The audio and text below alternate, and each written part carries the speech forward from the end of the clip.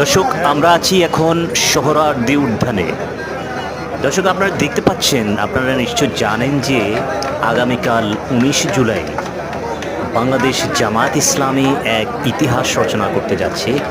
আপনারা জানেন যে বাংলাদেশ জামায়াত ইসলামী দীর্ঘ ১৭ বছর তাদের বাক স্বাধীনতা কেড়ে নিয়েছে ফ্যাসিস্ট সরকার, এবং তাদের একে একে শীর্ষস্থানীয় নেতৃবৃন্দকে ফাঁসির মঞ্চে ঝুলিয়েছে বিগত ফ্যাসিস্ট সরকার।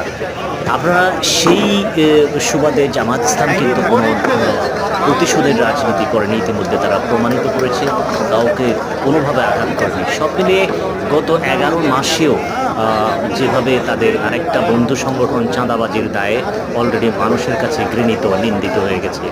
আজকে জামায়াত ইসলামী মানুষের কাছে নন্দিত বিভিন্ন তাদের কার্যক্রমের মাধ্যমে। আপনারা দেখতে পাচ্ছেন সেই সুবাদে আগামীকালকে ১৯ জুলাই জাতীয় সমাবেশের আয়োজন করা হয়েছে।